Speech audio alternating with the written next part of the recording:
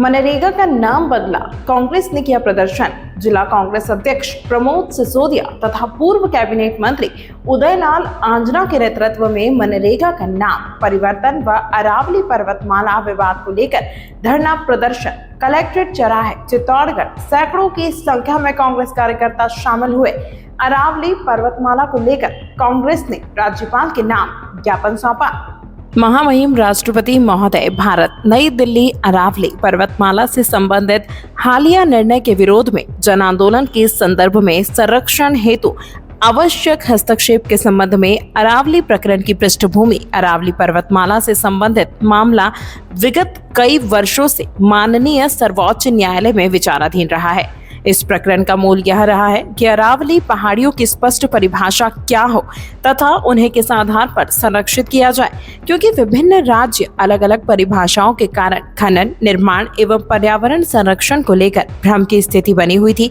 हालिया न्यायिक निर्णय एवं प्रस्तावित परिभाषा हालिया सुनवाई में माननीय सर्वोच्च न्यायालय द्वारा केंद्र सरकार की प्रस्तावित वैज्ञानिक परिभाषा को स्वीकार किया गया है, जिसके अनुसार जिस भूभाग की ऊंचाई आसपास के सामान्य धरातल से न्यूनतम 100 मीटर अधिक हो वही अरावली पहाड़ी मानी जाएगी।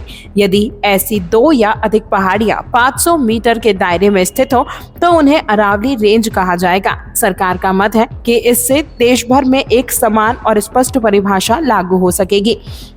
राजस्थान के संदर्भ में उत्पन्न गंभीर चिंता उपलब्ध सरकारी एवं तकनीकी अध्ययनों के अनुसार राजस्थान में स्थित अरावली पहाड़ियों में से लगभग 90% पहाड़ियां मीटर की ऊंचाई की इस शर्त को पूरा नहीं करती।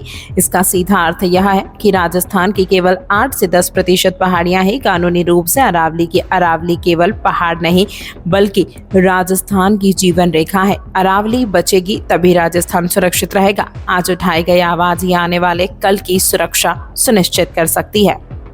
जो मनरेगा का नाम बदला है उस पर हमने शांतिपूर्ण धरना प्रदर्शन कर रहे हैं, और दूसरा में ज्ञापन जो हमारी अरावली पहाड़ियों को नष्ट करने का काम 90 मीटर का जो दिया उसके खिलाफ हमारा प्रदर्शन। मनरेगा के नाम आज से 20 साल पहले कांग्रेस सरकार ने गरीबों को उनको रोजगार की गारंटी दी थी। इन्होंने जवाबदेही दी थी केंद्र सरकार गरीबों को रोजगार देगी, उसका जो पूरा पैसा भी था वो भी केंद्र सरकार देगी। अभी नया बिल लाकर जिसमें उन्होंने 60-40 का रेशो कर दिया है। बहुत सी राज्य सरकारें हैं जिनके पास फंड ही नहीं है। जब फंड होगा नहीं, वो अपना 40% पैसा नहीं देंगे तो वो योजना लागू नहीं करेंगे। तो मनरेगा को खत्म करने का काम ये सरकार कर रही है नया विधेयक लाकर। हमारा तो इससे माध्यम से ये कहना चाहते हैं कि जो गरीबों के लिए काम हमारी केंद्र सरकार ने किया है उसी योजना को लागू रखें और पूरा फंड केंद्र सरकार देवे।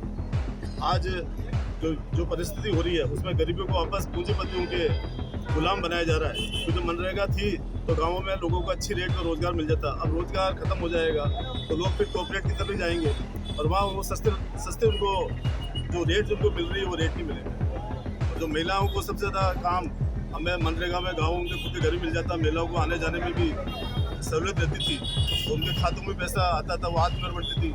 अब महिलाएं बाहर जाके काम भी नहीं कर पाएंगी।